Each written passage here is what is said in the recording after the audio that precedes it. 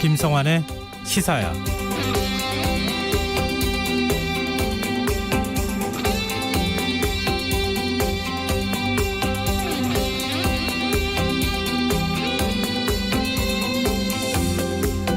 택배 노동자 과로사가 사회적 문제가 된 가운데 안타까운 사망 소식이 또다시 전해졌습니다.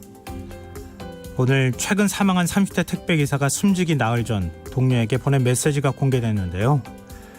그는 집에 가면 새벽 5시 한숨 못 자고 터미널에서 또 물건 정리해야 한다면서 너무 힘들다, 괴로움을 호소했습니다. 사측은 택배기사가 평소 지병이 있었다는 점을 들며 과로사가 아니라고 주장하고 있지만 노동계는 미필적 고의에 의한 살인이라며 대책을 촉구하고 있는데요.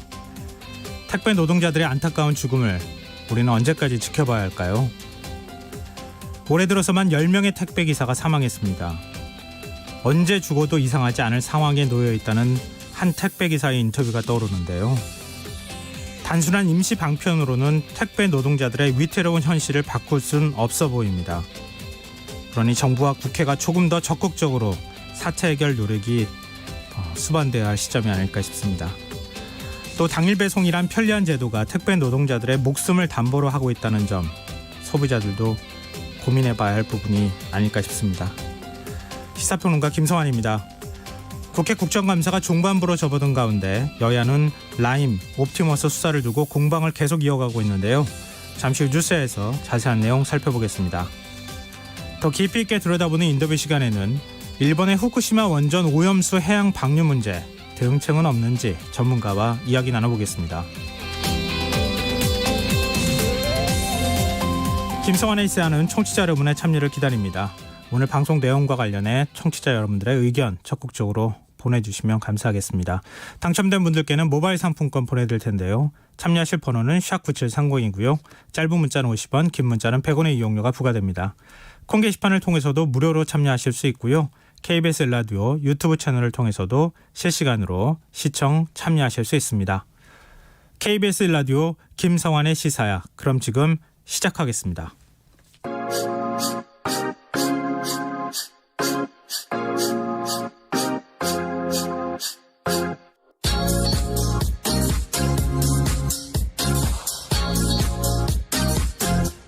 KBS 1라디오 김성환의 시사야.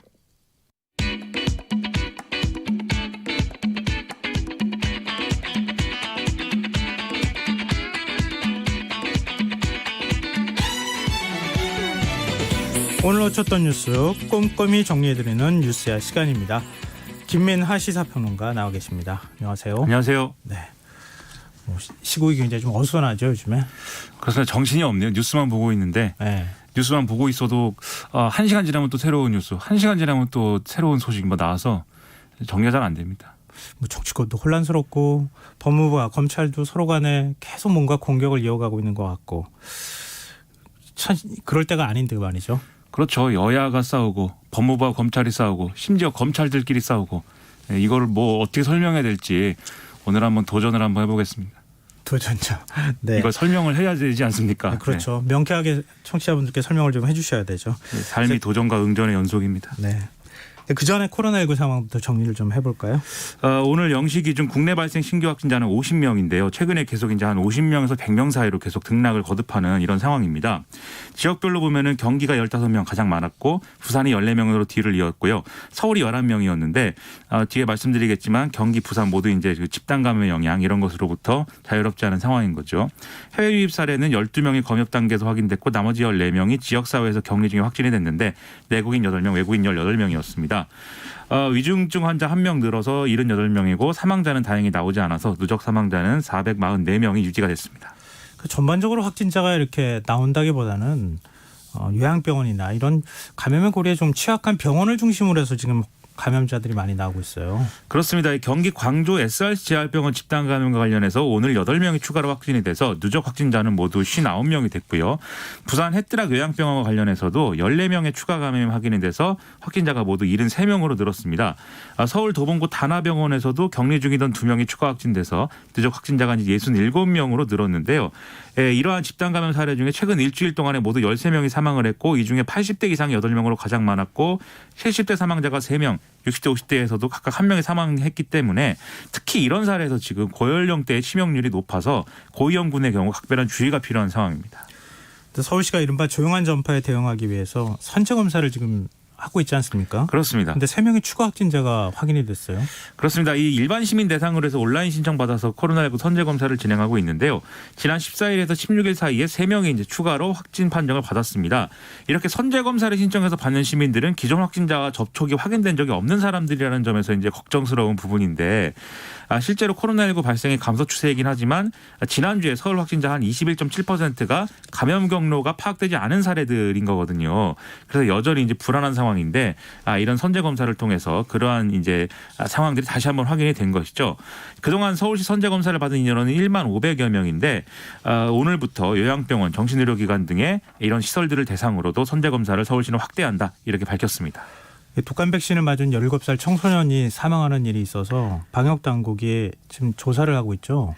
그렇습니다. 이 백신을 접종한 이제 10대 청소년이 사망했다는 소식인데 일단 이 소년이 맞은 백신은 국가에서 지원하는 무료 백신이고 그리고 최근에 좀 논란이 됐던 신성약품이 조달한 백신 있지 않습니까? 네. 그 백신이라고 합니다. 그런데 이제 그 당시에 논란이 된 상온 노출이라든지 뭐 이렇게 됐기 때문에 이제 회수 조치되는 대상의 그 백신은 아니다. 즉 정상적으로 유통될 수 있는 백신이다.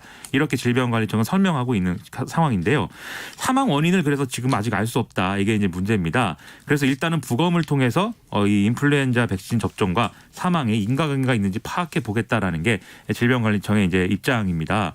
지금 여러 가지 가능성이 뭐 얘기가 나오고 있지만 첫 번째로 말씀드릴 수 있는 것은 일단 이 백신으로 인해서 인플루엔자 바이러스가 뭐 활성화돼서 이 사망에 이르렀다. 이 가능성은 이제 없다라는 게 전문가들의 설명입니다. 네. 왜냐하면 지금 유통되는 백신은 이제 이른바 사백신, 즉 바이러스를 키운 뒤에 죽인 후에 이걸 토대로 이제 만든 백신이기 때문에 이 바이러스가 이제 활성화되는 그런 백신은 아니다라는 건데요. 이외에도 이른바 우리가 좀 아나필락시스 쇼크라고 하는 좀 알레르기 반응에 의해서 만들어지는 그러한 이제 급사 가능성 이런 것도 있는데 네. 이거는 반응이 이 10대 청소년의 경우에는 좀 30시간 후에 이제 일어났는데 이렇게 사망에 이르게 됐는데 이 아나필락시스 쇼크의 경우는 이제 바로 이제 증상이 오기 때문에 여기에 해당하지는 않는다. 이런 또 전문가들의 의문이 있고요. 그다음에 생소한 이름 길랑 발해 증후 걸릴 가능성 이런 것들도 언급이 되지만 이건 역시도 최근에 백신의 품질이 좋아지면서 이제 발생하지 않고 있는 사례에 해당하기 때문에 아직 원인이 뭐다라고 이제 확정해서 얘기할 수 없는 그런 상황이다라는 겁니다. 일단 조사 결과를 지켜봐야겠네요. 그렇습니다. 어느 네. 것 하나라도 지금 우리가 섣불리 예측하기는 좀 어려울 것 같고 뭐 지금 알레르기 얘기도 하셨지만 알레르기 비염 외에 특이 질환은 또 없는 상황이었다고 하기 때문에 그렇습니다.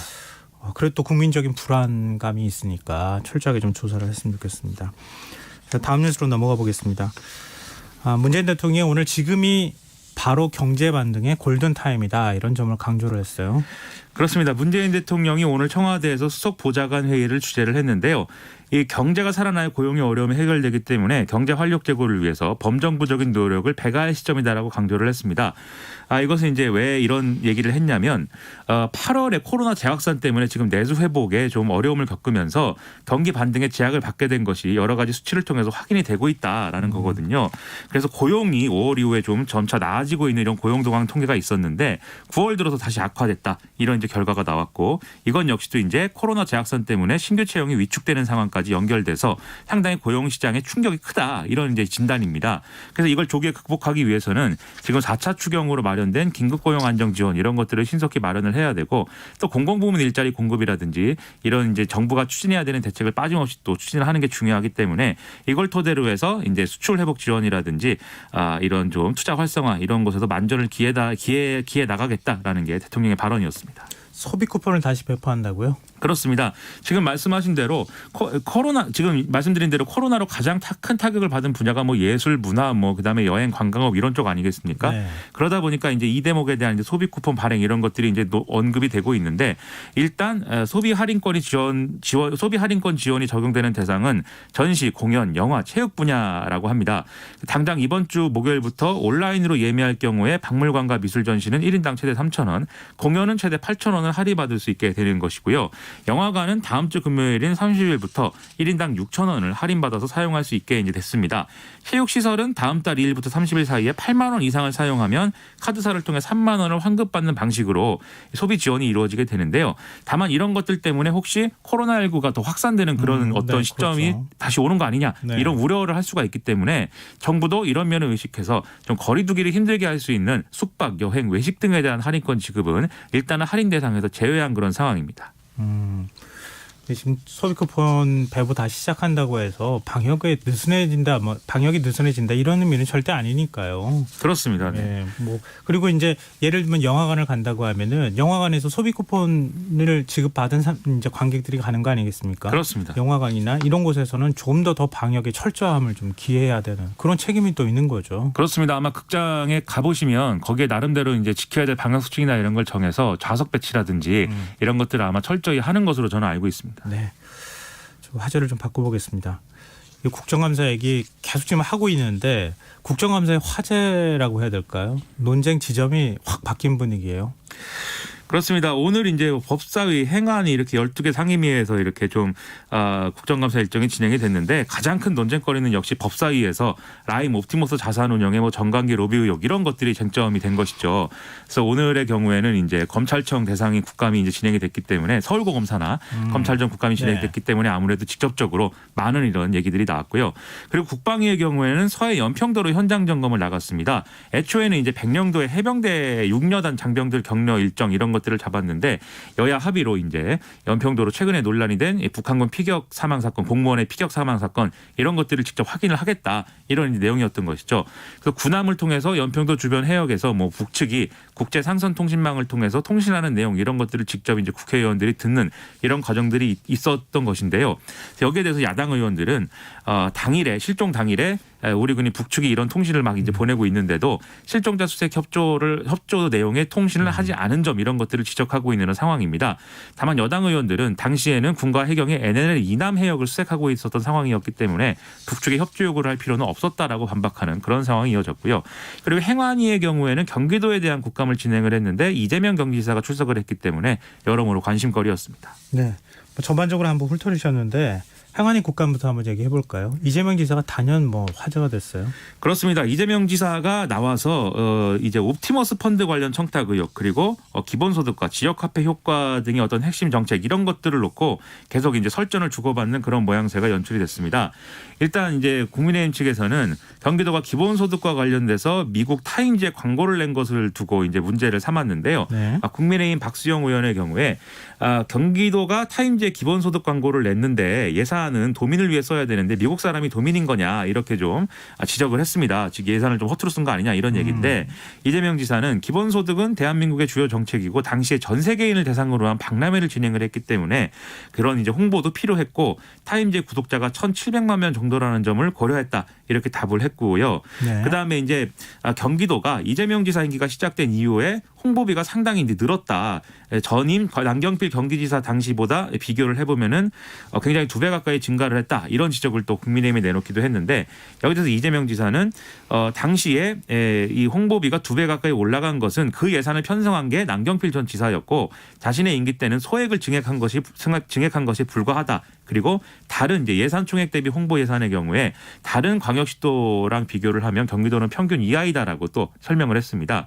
그리고 이제 옵티머스 펀드 사기 연루 의혹 이거 관련해서 이제 최동호 전 검찰총장을 만나서 이 물류단지의 허가 이런 것들이 이제 쉽게 해줬다 네. 이런 의혹이 있지 않습니까? 여기에 대해서 국민의힘 박수영 의원이 경기도청이 지난 5월달에 내부 공공기관에 보낸 이제 공문을 보면 열흘 안에 답을 안 하면은 이견이 없는 것으로 간주하겠다라는 대목이 있는데 이게 이제 소위 옵티머스 의혹에 나오는 패스트트랙인 거 아니냐 네. 이런 이제 지적을 했는데요. 여기서 이재명 지사는 그렇게 열흘 이내에 이제 답을 안 하면은 이제 이견이 없는 것으로 하겠다라는 내용은 다른 경우에도 다 이런 식으로 이제 공문을 보내고 있다라고 해명을 했고 패스트트랙이라고 할 때는 정규 코스가 있는데 별도로 빠른 코스를 만들었을 때 그게 이제 패스트트랙인 것인데 지금 통상 절차에 해당하는 부분을 가지고 패스트트랙이라고 하는 것은 모순이다라고 이제 반박을 했습니다. 여기에 더불어서 이 옵티머스 의혹에 나오는 그 해당 이 물류단지 사업 인허가의 경우에는 해당 지자체가 사업을 반대해서 이미 끝난 문제이기 때문에 계속 이 의혹을 지적하는 것은 온당치 않다라고 반론을 폈습니다. 네, 이재명 지사가 국감을 거부할 수도 있다 이런 취지의 발언을 해서 이게 또 논란이 되기도 했어요.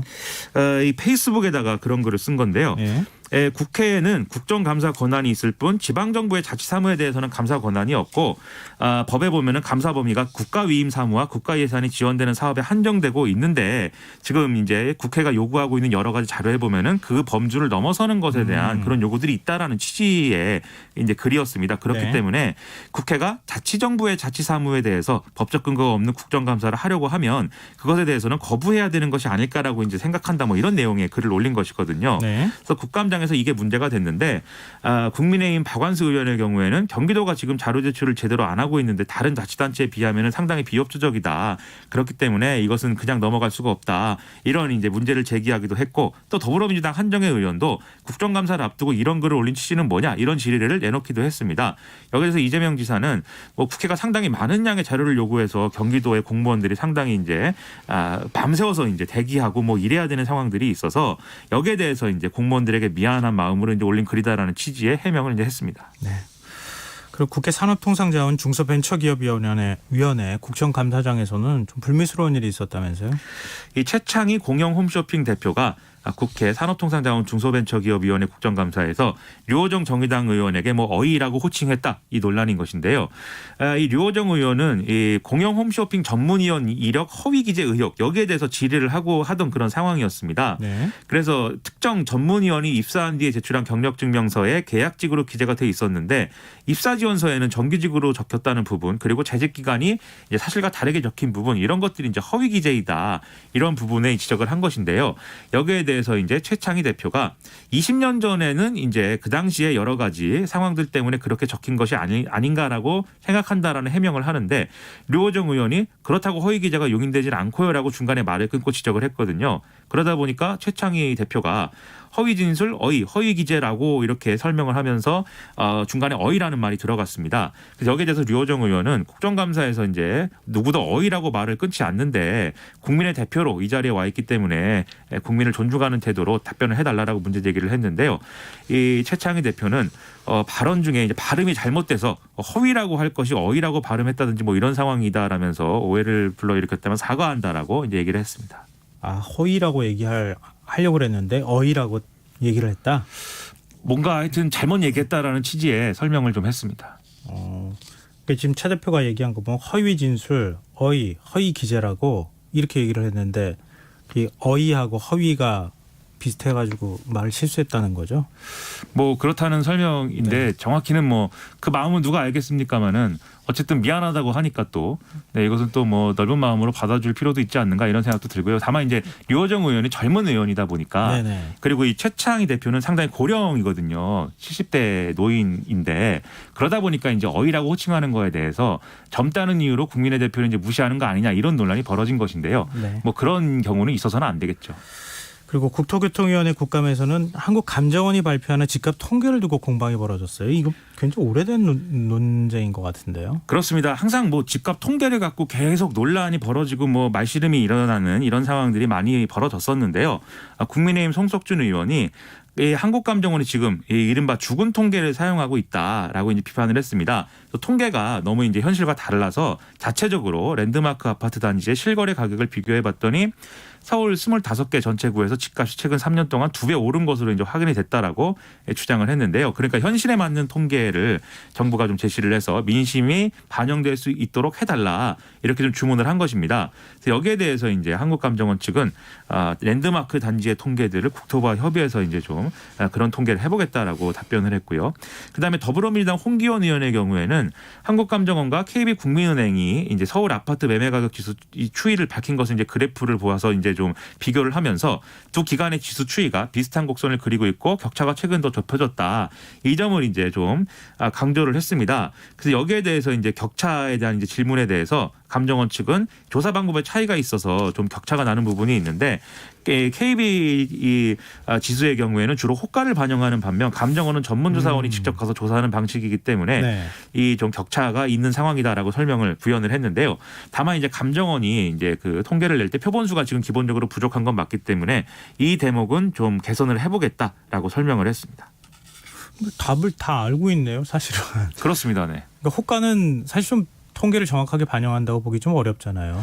그렇습니다. 그게 뭐 현실을 전혀 뭐 반영하지 않는다라는 것까지는 아니지만 호가라는 건 말 그대로 부르는 값이기 때문에 그렇죠. 오히려. 예, 현실의 가격을 뭐 정확하게 또 반영한다고 보기는 어려운 것이죠. 근데 오히려 감정원은 전문 조사원이 가서 직접 조사하니까 더 정확한데 그럼 샘플 수를 좀 늘릴 수 있도록 하는 방안을 마련하면 되겠네요. 항상 이거 가지고 지금 부동산 통계가 많이 틀려가지고 계속 지금 논쟁하는 거. 그렇습니다. 뻔히 답이 있는데 안 하는 겁니까? 예산이 없는 겁니까? 둘 다인 것 같습니다. 왜냐하면 아무래도 직접 사람이 가서 조사를 해야 된다고 하면 인건비나 이런 것들도 이제 더 많이 필요할 것이고 그리고 이제 거래량이 줄고 있는 어떤 과정에서는 또 여러모로 뭐 고민들이 있을 것 같은데 그럼에도 불구하고 정확한 통계가 정확한 이제 정책의 효과 이런 것들을 그럼요. 담보할 수 있는 것이기 때문에 네. 이런 부분에서는 우리가 돈 쓸 건 좀 써야 되는 것 같습니다. 네, 맞습니다. 부동산 문제 얼마나 예민합니까? 그렇죠. 항상 그 통계 잘못됐다 이런 논쟁이 있는데 좀 그런 논쟁 안 일어나게 했으면 좋겠습니다.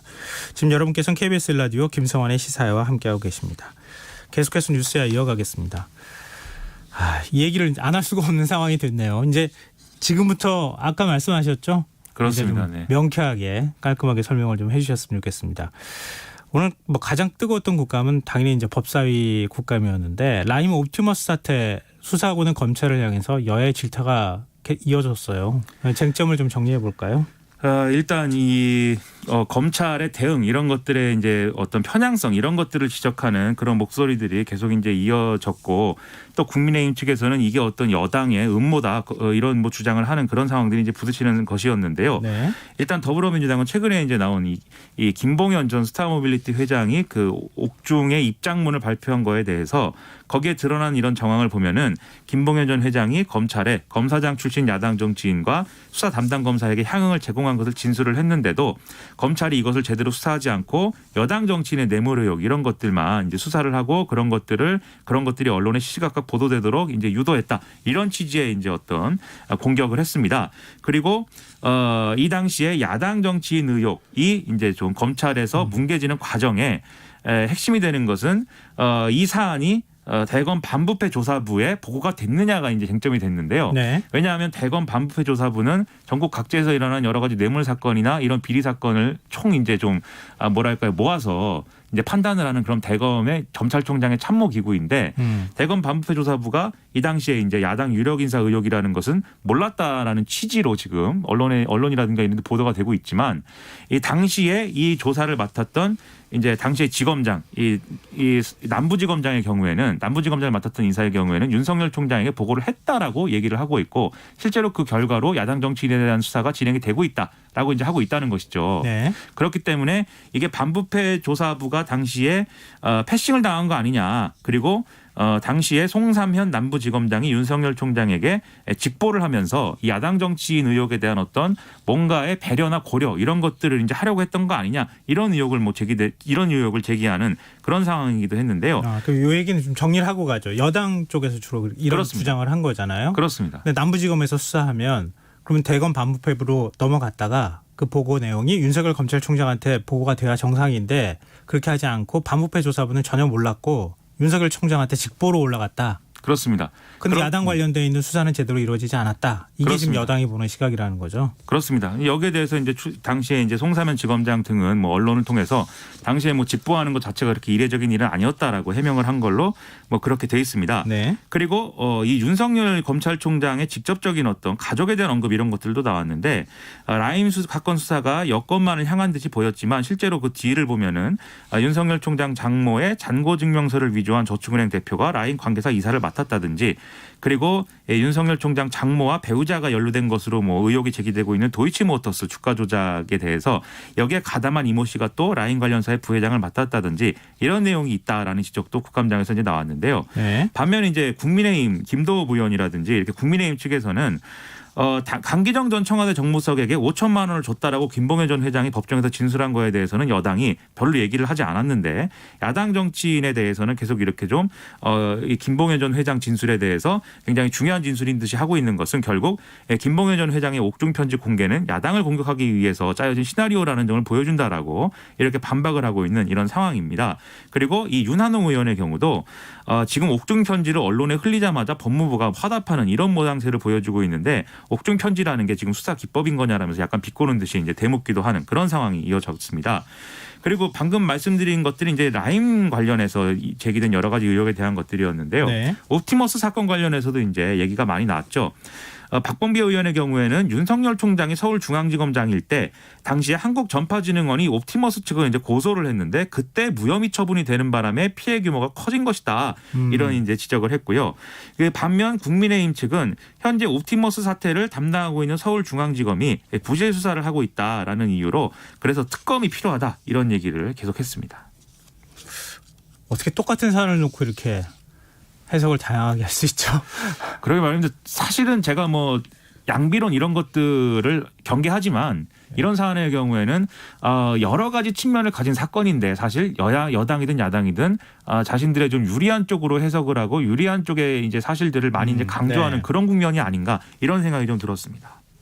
그렇게 보이네요. 사실은 뭐 지금 아까 강기정 전 수석 얘기는 굉장히 시끄러웠었잖아요. 얘기 그렇습니다. 나오고 난 다음에 그럼 뭐 아무런 거 조용했다고 얘기하는 건 그 사실관계가 맞지 않는 것 같고 대신에 옥중 편지 공개 문제에 대해서 야권은 뭔가 현 정부 쪽 여권하고 뭔가 손발을 맞춰가면서 좀 폭로하는 거 아니냐 이렇게 지금 의심하고 있다는 거 아니겠어요? 그렇습니다. 네. 서울중앙지검이 수사하는 부분에 대해서는 한쪽에서는 수사를 오히려 했는데 그 무혐의 처분한 책임이 윤석열 총장한테 있다는 거고 한쪽에서는 서울 이성윤 서울중앙지검장한테 책임이 있다고 하는 거고 그렇습니다. 그 서로 간의 시각이 좀 엇갈리고 있는 상황인 것 같고요. 그리고 지금 국민의힘 유상봉 의원은 옵티머스 투자자의 정부와 여권 인사가 여러 명 포함되어 있다 이러면서 명단을 공개했는데 이거 어떻게 봐야 됩니까? 그리고 명단 그 실명으로 얘기하기는 좀 어렵잖아요. 그렇죠. 예, 네. 그러니까 상황을 좀 정리를 해주시죠. 그러니까 이 유상범 의원이 옵티머스 펀드 투자자 명단을 이제 공개를 했는데 주요 여권 관계자들과 같은 이름이 뭐 다수 들어있다 이런 얘기를 한 거거든요. 네. 그러니까 실제로 이제 여권 인사 10여 명의 실명 이런 것들이 이제 적혀 있는 그런 이제 자료를 공개를 한 것인데. 그런데 이 중에는 최근에 이제 확인된 게 이제 더불어민주당의 김경엽 의원하고 진영 행안부 장관이 2명에 대해서는 이제 투자를 했다라는 게 확인이 됐죠. 근데 다른 이름인 경우에는 이 본인들이 지금 반발하고 있는 상황입니다. 그래서 이 이름들이 다 동명이인인 거고 실제로 투자한 바는 없다라는 거였는데요. 그래서 이제 본인들이 반발하고 있는 상황에서 이제 항변을 한 걸 보면 청와대 대변인을 지낸 박수현 전 의원의 경우에 네. 유상범 의원님 제발 사과해 주세요라는 제목의 글을 이제 페이스북에 올렸습니다.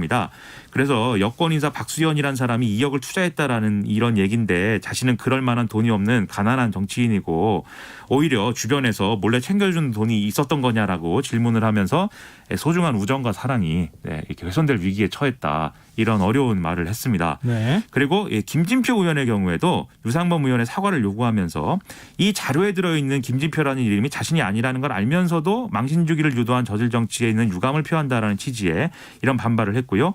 그리고 이호철 전 청와대 민정수석의 경우에도 사실이 아니다. 자신이 이제 이름이 여기 투자했다는 것은 그리고 이름이 나온 건 동명이인이다. 무책임한 정치권의 허위 폭로에 분노를 느낀다. 이렇게 좀 반박을 했습니다. 그래서 지금 보셨듯이 박수현, 김진표, 이호철 이런 이름들은 이제 아주 특별하다고 볼 수 없는 이름들이고 동명이인일 가능성이 충분히 있는 이름들이고 아마 그리고 다른 인적 사항에 대해서 충분히 이제 유추 가능했을 텐데 유상범 의원이 이렇게 폭로를 한 것은 알면서도 이런 논란을 알면서도 이제 폭로했다라는 점에서 좀 굉장히 무책임한 거 아니냐라는 비판이 나오고 있습니다. 아니 유상봉 의원이 발언할 때 얘기를 했어요. 동명이인일 가능성이 충분히 있지만 그렇습니다. 이런 이름이 나온다. 그거 어떻게 해석해야 됩니까? 그거는 확인 안 했다는 얘기잖아요. 근데 그냥 실명을 공개해버리고 실명 공개된 당사자들은 억울합니다. 나 그러지 않았고 지금 동명이인입니다. 이렇게 얘기를 하고 있고. 그러니까 이게 사실 유상범 의원이 무슨 생각으로 이렇게 공개했는지 모르겠는데 이렇게 되면 누가 봐도 공개한 사람만 이상해지지 않습니까? 애초에 과연 그 의도한 효과인지 사실 그것도 좀 의문이고요. 애초에 무책임한 정치인 거에 더해서 말이죠. 이런 효과를 의도했다면 사실은 정치를 이제 잘하고 있는 것은 아니지 않나 이런 생각이 듭니다. 근데 또 반대편에서도 비슷한 일들이 있었다고요? 예, 열린민주당 김진애 의원이 오늘 국회 법사위에서 이 김봉현 전 스타모빌리티 회장이 접대했다라고 주장한 검사 3명 있지 않습니까? 네. 이 검사 중에 2명의 실명을 알아냈다라고 하면서 공개를 했는데요. 이 중에 한 명은 이제 윤갑금 전 대구 고검장이었고 또 한 명은 지금 이제 남부지검에 있는 수사팀의 모 검사였습니다. 근데 본인들은 다 이제 사실이 아니다라고 이제 얘기를 했고요. 특히 이제 김봉현 전 회장 측도 이 사람들은 이름이 거론됐는데 이 사람들은 다 이제 접대 대상이 된 그런 사람들은 아니다. 있다라는 이제 해명을 했는데요. 네. 다만 이제 윤곽금 전 대구고검장의 경우에는 이 김봉현 전 회장이 작성한 문건에 나오는 다른 이제 야당 인사이다라는 점에서 뭐 좀 이 설명이 잘못된 거 아니냐 이런 이제 이 얘기도 있습니다. 뭐냐면 김봉현 전 회장이 우리은행에 이제 로비를 할 때, 네. 우리은행에 이제 펀드 판매를 위해서 로비를 할 때 이제 야당에 누구를 통해서 했다 이 대목이 있는데 거기에 보면 우리은행 이제 우리은행장하고 동문인 사람으로 적혀 있거든요. 네. 근데 그게 이제 아마 이 윤곽금 전 고검장의 가능성이 있다라고 일각에서 지적이 나온 거에 대해서 아마 얘기를 한 것이 아니냐 뭐 이런 해석은 있습니다. 근데 국회 상임위원회나 아니면은 지금 이렇게 국감장에서 폭로하거나 이름 공개했을 때 면책특권 적용이 되는 건가요? 그렇습니다. 면책특권이 적용이 되기 때문에 사실과 다른 폭로를 하더라도 여기에 대해서 법적 책임을 묻는 것은 어렵습니다. 그래서 이렇게 마음 편하게 공개를 하는 거 아닌가 이런 생각도 한편으로 드네요. 그렇습니다. 그리고 지금 라임 옵티버스를 둘러싼 정치권 공방, 뭐 검찰하고 지금 법무부가 서로 간에 지금 책임을 미루는 듯한 뭐 이런 얘기까지 지금 나오고 있는 상황인데 이거 어떻게 해결을 해야 됩니까? 국민의힘 쪽에서는 지금 특검을 계속 요구하고 있는 거죠? 그렇습니다. 국민의힘은 지금 김종인 비대위원장이 직접 나서서 지금 뭐 법무부 장관하고 검찰총장 사이에 상상도 못할 논쟁이 벌어지고 있다라면서 이러면 수사의 객관성을 국민이 믿을 수 있겠는가 특검이 필요하다 이렇게 강조하고 나선 그런 상황입니다. 그래서 특검인 관철이 안 되면 장외 투쟁도 이제 배제하지 않는다라고 주호영 원내대표는 주장을 하고 있습니다. 민주당은요?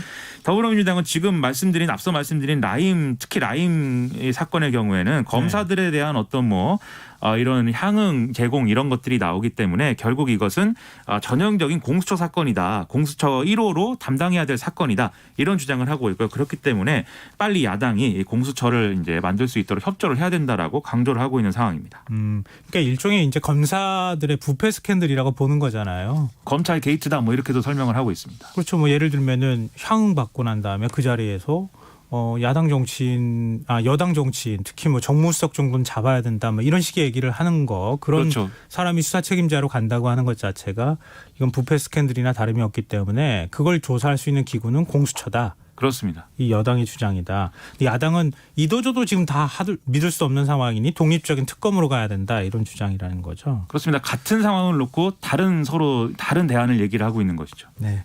그리고 법무부는 검사 접대 의혹을 서울 남부지검에 수사 의뢰했어요. 그렇습니다. 법무부는 이 김봉현 전 회장 폭로가 나온 이후에 사흘간 이렇게 이 김봉현 전 회장을 상대로 감찰 조사를 진행을 했는데 이에 따라서 금품과 향응을 받은 의혹이 있는 일부 검사들을 이제 검찰 관계자들을 특정했다. 이렇게 밝혔습니다. 그래서 이들에 대해서 서울 남부지검에 수사 의뢰를 했다. 그리고 이것과 별개로 나머지 비의혹에 대한 감찰을 계속 진행하겠다.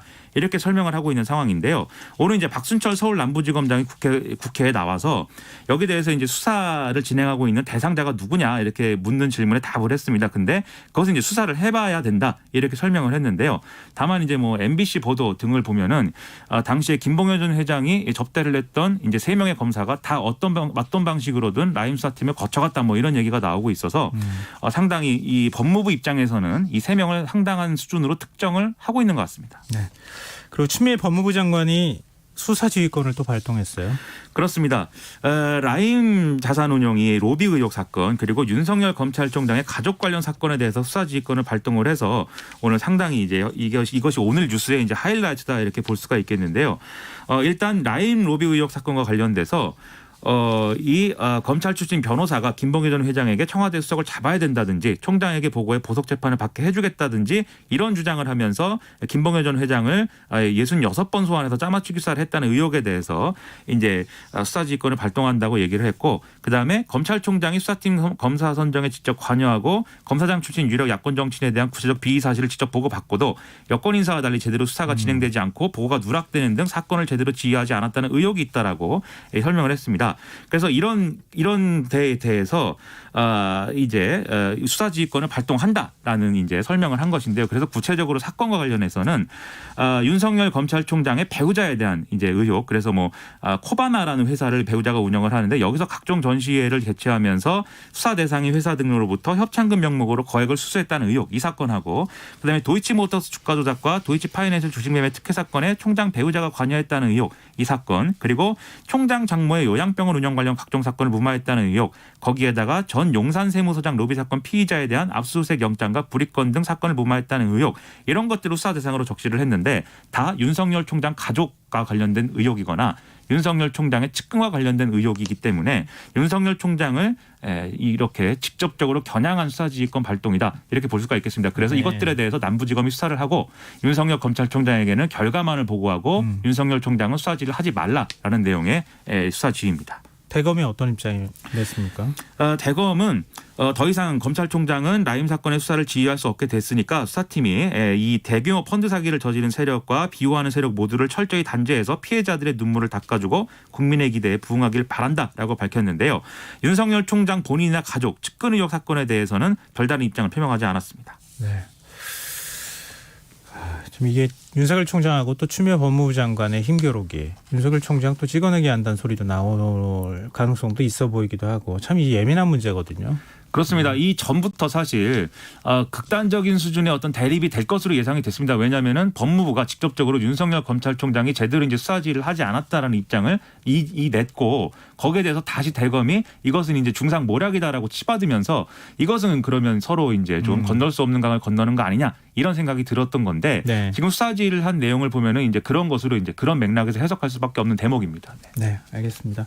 근데 핵심은 그런 거죠. 서로 간에 뭐 힘겨루기를 하더라도 이 사안의 본질, 그 핵심을 놓치지 않고 철저하게 규명하는 것, 그게 핵심 아니겠습니까? 그렇습니다. 네.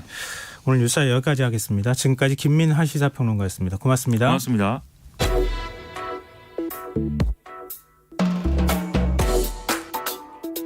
더 나은 내일을 준비하는 시간, KBS 1라디오 김성환의 시사야. 일본 정부가 오는 27일 후쿠시마 원전 오염수를 바다에 방류해 처리한다는 방침을 결정할 것으로 알려지면서 논란이 일고 있습니다. 지난달 스가 총리는 취임 후에 첫 지방 출장지로 후쿠시마 원전을 찾아서 가능한 한 빨리 오염수 처분 방침을 결정하겠다고 밝힌 바 있는데요.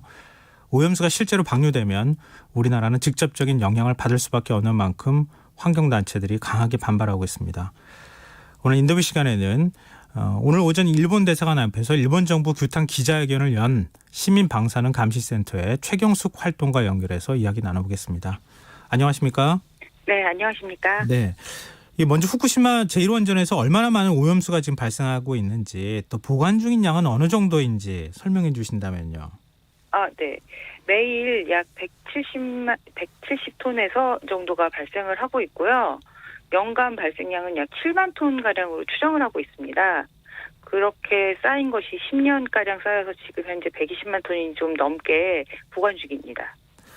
계속 양이 엄청났죠? 예, 네. 어마어마한 양인데 계속 또 네네. 오염수가 발생하고 있는 상황이다. 근데 지금 네네. 원전을 가동하고 있지는 않은 건데 왜 오염수가 발생하고 있을까 궁금하신 분들이 있을 것 같아요. 그때 아마 2011년 3월 11일 많은 분들이 지켜보셨겠지만 네. 이제 원전이 폭발하면서 핵연료, 그 핵 연료가 녹아내렸습니다. 그래서 그 녹아내린 연료가 지하로 암석과 이렇게 엉겨서 붙으면서 지금 현재도 제거할 수 없는 상황으로 존재하고 있습니다. 그런데 지금 현재도 냉각수를 주입하지 않으면 온도가 다시 올라가면서 핵분열을 하기 때문에 계속 꾸준히 냉각수를 주입해서 식혀줘야 합니다. 그렇다 보니까 오염수가 계속 발생할 수밖에 없는 상황이고 2030년에는 약 200만 톤의 오염수가 발생할 것으로 예상하고 있습니다. 그러니까 핵분열은 한 번 네. 시작이 되면 네. 멈출 수는 없고 그걸 최대한 제어해가면서 관리를 네네. 해야 되는 건데 갑자기 폭발을 해버리니까 계속 핵분열은 일어나고 있고 그거 식혀주려면 계속 물을 퍼부을 수밖에 없다, 이런 말씀이시잖아요. 네네. 이 오염수에는 얼마나 위험한 물질들이 많이 들어있는 겁니까? 지금 일본 정부는 약 62종의 방사성 물질을 제거 관리하고 있다고 주장하고 있습니다. 네. 그런데 그 62종에는 뭐 세슘, 스트론튬, 코발트, 안티몬, 삼중수소, 우리가 들어보지 못한 여러 가지 고독성 발산성 물질이 고스란히 포함되어 있습니다. 네. 이걸 그대로 방류하기는 어려울 텐데 네. 그럼 계속 지금 오염수를 정화하는 작업을 하고 있기는 있는 겁니까? 네, 1차적으로 그 지하 그 오염수들을 모았던 것을 알프스라고 해서 다핵종 제거 설비를 이용해서 1차 정화를 하고 네. 그 정화한 것을 보관한 거 있는 것이 120만 톤이거든요. 네. 그래서 일본 정부는 오염수라고 하지 않고 그래서 처리수라고 부르고 있습니다. 뭔가 이제 자신들이 제거를 했다는 거를 나타내기 위해서. 그런데 이 120만 톤의 오염수에는 72%의 오염수 72%의 기준치 이상의 방사성 물질이 고스란히 포함되어 있는 것이 도쿄전력 보고서로 드러났습니다. 그러니까 알프스라는 그 다액중 제거 설비가 제대로 역할을 못했다고 봐야 합니다. 그러니까 제대로 다 걸러내지도 못하면서 네네. 어찌됐든 하기는 한다, 처리는 했다. 네네. 그러면서 지금 보관하고 있는데 더 이상 계속 육지에다 보관할 수 없으니까 우리 바닷물로 흘려보낼 거야. 이렇게 네네. 지금 하고 있다는 거잖아요. 그렇죠. 2022년에는 이제 더 이상 보관할 곳이 없다. 그렇게 하면서 바다에 버리겠다고 주장을 하는데 사실은 제가 여러 번 말을 했는데 도쿄전력 부지에 오염수를 보관할 장소가 있습니다. 그럼에도 불구하고 지금 바다에 버리겠다고 하고 있는 겁니다. 근데 지금 일본 국내 여론은 어떻습니까? 뭐 바다로 이렇게 일단은 내보내면 네네. 일본 어민들이 제일 큰 피해를 일단 당장 볼 것 같고요. 일본 네네. 국민들도 그 바다 다 이용하는 거 아닙니까? 네, 일단 요미우리에서 오늘도 여론조사를 한 결과 일본 국민의 50%가 방사성 물질, 방사성 오염수 해양 방류를 반대하고 있고요.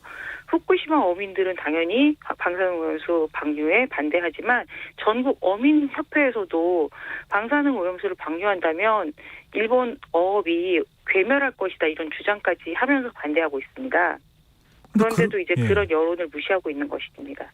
네. 그러면은 그거 바다로 방류하는 것 외에는 현실적인 방법이 없다. 일본 정부는 그렇게 보는 건가요? 아니면 다른 이유가 있는 건가요?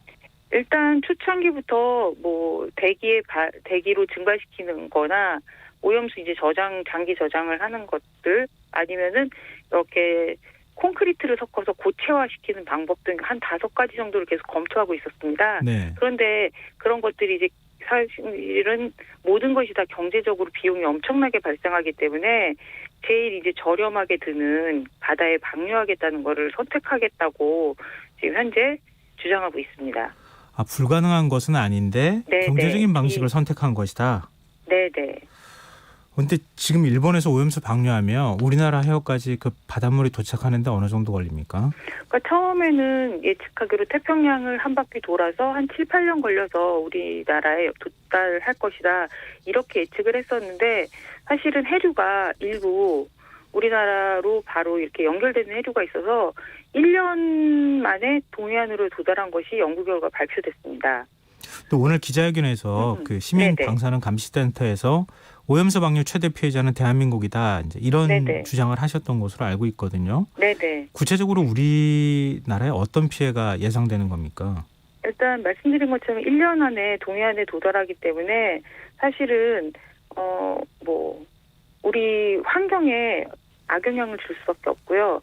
그러니까 지금 우주울 연구소라는 곳에서 발표한 결과로는 방사성 물질이 해양이나 어류에 네. 농축되는 정도가 달라서 네. 뭐 예를 들면 코발트 60 같은 경우에는 퇴적토에 30만 배나 더 잘 결합한다는 그런 연구 결과를 발표했습니다. 바다의 토양이 그렇게 심각하게 오염되기 때문에 그러면은 당연히 그 바다에 사는 뭐 조개류나 넙치류 그런 어류의 오염은 당연히 일어날 수밖에 없거든요. 네. 그러니까 지금 동해안에 그냥 도달한다 이렇게 단순한 사실이 아니라 도달해서 그 바닷물에 섞이면 방사성 물질이 그렇게 생태계에 악영향을 주게 된다는 거는 당연한 결과이기 때문에 우리나라의 이제 가장 큰 피해자라고 얘기를 하는 겁니다. 그런 영향 때문에. 근데 도쿄전력은 제가 알기로는 오염수를 희석하면 마셔도 된다. 뭐 이렇게 주장을 하고 있다고 하던데요. 네네. 그러니까 이런 건가요? 지금 오염수가 있다고 하지만 일본은 처리수라고 하지만 네. 그거 지금 갖고 있는 거 이렇게 바다에 방류를 해도 그 네. 넓은 바다에 네네. 희석되면 괜찮은 거 아니냐 이런 식의 생각을 갖고 있는 건가요? 또 그렇게 하면은 혹시 그렇게 했을 때 희석이 되면 괜찮은 건가요? 일단 기준치 이하로 희석해서 버리기 때문에 안전하다. 그리고 약 그 방류 기간을 20년 정도로 잡고 있거든요. 네. 그러니까 장기적으로 희석해서 천천히 흘려보내기 때문에 안전하다라고 주장하고 있지만 결국은 버려지는 방사성 물질의 총량에는 변함이 없습니다. 그러니까 그 버려지는 방사성 물질이 고스란히 생태계에 축적이 된다고 생각하시면 일본 정부가 얼마나 말도 안 되는 얘기를 하고 있는지 근데 이런 건 네. 어때요? 그 자연계에서도 방사능이 나오잖아요. 일부 네네. 예, 그런 정도까지가 가면 괜찮은 거 아니냐? 혹시 그렇게 생각하시는 분들도 있을 것 같아서요. 네, 그렇게 생각하시기 쉬운데 아까도 세슘, 스트론튬, 코발트 이렇게 우리가 들어보지 못한 예, 그런 방사성 물질들은 자연에 존재하지 않습니다. 그것은 핵 분열을 통해서밖에 나오지 않기 때문에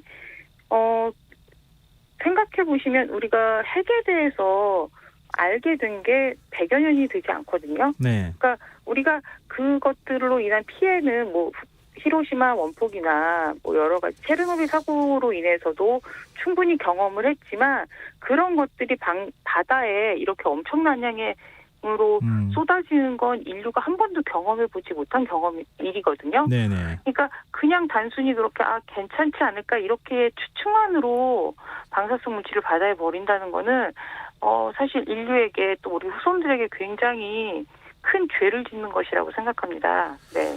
근데 일본 정부가요, 27일 만약에 해양 방류를 결정한다면 네. 본격적으로 방류는 언제부터 시작되는 겁니까? 지금 현재 방사성 물질이 아까도 72% 이상의 기준치 이상이 포함되어 있다고 말씀드렸다시피 네. 일본 정부도 그 문제에 대해서 잘 알고 있습니다. 그래서 다시 2차적으로 정화 작업을 해서 버리겠다고 하고 있거든요. 네. 그런데 2차 정화 작업으로도 방사성 물질을 완전히 제거할 수 없다는 게 일본 내에서도 연구 결과 드러났고 또 어떤 게 하더라도 제거가 불가능한 삼중수소가 약 860조 베크렐로 지금 추정되고 있거든요. 그 잔류하는 농도가. 네. 근데 삼중수소 같은 경우에는 물과 결합해서 제거할 수 없는데 생각해 보시면 생물의 70-80%가 수분이잖아요. 네. 그러니까 해양의 모든 생물, 그러니까 물고기나 아니면 미역 같은 해조류나에 삼중수소가 고스란히 농축이 되는 겁니다. 그럼 그것을 먹은 사람은 당연히 더 그 먹이사슬 위에 있기 때문에 농축 농도가 더 높아질 수밖에 없고요. 삼중수소 같은 경우에는 또 DNA에 영향을 주었기 때문에 유전병을 일으키는 아주 굉장히 무서운 물질이거든요. 근데 지금 그런 삼중수소는 그냥 바다에 희석해서 버리겠다는 겁니다. 제거조차 할 수가 없기 때문에. 그러니까 네. 우리 입장에서 참 답답할 수밖에 없는데요. 일본은 네네. 지금 저런 식으로 자신들이 스스로 결정해서 하겠다, 바다에 방류하겠다 네네. 이렇게 나오는데 우리 외교부나 우리 정부 입장에서는 그동안에 일본 정부가 네. 사전에 이런 문제에 대해서 협의하고 네. 국제사회 공조에 대응하겠다 이렇게 얘기를 했는데 네. 이 우리 정부의 대응이 과연 실효적으로 일본 정부하고 뭔가 얘기가 돼서 좀 먹힐 수 네네. 있을까요? 일단 정부에서는 예를 들면 사실 어떤 절차들이 있지 않습니까? 국제적인. 네. 그걸 통해서 자료도 요구해서 자료도 받고 그런 일들을 해왔지만 문제는 일본 정부에서 주는 자료가 얼마나 정확한 내용인지 교차 분석이 어렵기 때문에 일본 정부의 자료를 신뢰할 수 없습니다. 네. 그러니까 그것만으로 우리 정부가 우리가 이렇게 자료를 받아봤는데 괜찮은 것 같다 이런 예측을 한다거나 그냥 단순히 방류하지 말라고 이렇게 선언하는 정도로는 사실은 이 문제를 해결할 수 없다고 생각합니다. 그래서 저는 일본 정부가 좀 더 강력한 조치들을 취해야 된다고 생각합니다. 예를 들면 어떤 게요? 일단 사실 후쿠시마 현을 포함한 8개현 수산물 금지하고 나서 네. 일본 후쿠시마현이나 미야기 현의 어민들이 굉장한 사실 타격을 입었거든요. 그래서 어민들이 반대하는 것 자체도 그런 어떤 어업에 경제적인 영향이 있을까 봐 반대하는 건데 그렇다면 우리 정부는 오염수 방류에 대해서 철회하지 않는다면 일본산 수산물 전면적인 수입 금지 조치를 내리는 강력한 어떤 그런 행동을 보여줘야 된다고 생각합니다. 근데 지금 국제사회 여론은 어떻습니까? 좀 여러 국가들이 좀 네네. 일본에 압력을 넣으면은 조금 더 일본이 압박을 받지 않을까요? 당연히 받을 수밖에 없습니다. 근데 일단 사실은 다른 태평양에서 먼 나라가 이 문제에 관심을 가진 게 없기 때문에 중국, 대만, 우리나라 이 인접 국가가 예민하게 반응하고 있거든요. 네. 그러니까 오늘 같은 경우에도 중국에서 오염수 방류에 대해서 반대하는 의견을 발표를 했습니다. 아무래도 이제 국제적인 공조를 통해서 압박을 한다면 일본 정부도 부담을 느낄 수밖에 없기 때문에 정부가 동아시아 인접국들과 함께 네, 뭔가 좀 더 강력한 공조를 해야 된다고 생각합니다. 네. 참 얘기 나온 지는 참 오래됐는데 답은 없고 일본 정부는 계속 해양 방류 쪽으로 지금 기울어서 가고 있는 상황이고 네네. 이 시민단체 입장에서도 좀 여러 가지로 좀 답답하시겠어요. 네, 저희도 지금 뭐 어떤 요구를 어떻게 뭐 해야 될까 고민이 많습니다. 근데 사실은 일본 정부가 이렇게 오염수를 방류하려는 건 경제적인 이유를 들고도 있지만 후쿠시마 원전 사고를 없었던 일로 지우려는 어떤 그런 네. 사실은 그런 어떤 차원에서 이 오염수 문제를 해결하고 싶어 하거든요. 그 검은 피라미드라고 불리던 그 네. 대염토도 사실은 보이던 곳에서 보이지 않는 곳으로 치워버려서 해결한 것처럼 보이고 오염수도 사실 엄청나게 쌓여있는 걸 버리기만 하면 우리는 후쿠시마 원전 사고를 다 극복했다 이렇게 주장할 수 있다고 생각을 하는 것 같습니다. 그래서 좀 더 사실은 본인들 어민들에게도 어민들도 그렇고 일본 내 여론도 좋지 않고 국제적으로 사실은 굉장히 네, 비난받을 알겠습니다. 것을 알면서도 강요하고 있다고 생각합니다. 네. 네. 뭐 지운다고 지워지는 게 역사는 아닌데 말이죠. 그렇죠. 네, 오늘 말씀 여기까지 듣겠습니다. 고맙습니다. 네, 감사합니다. 네, 지금까지 시민방사능 감시센터 최경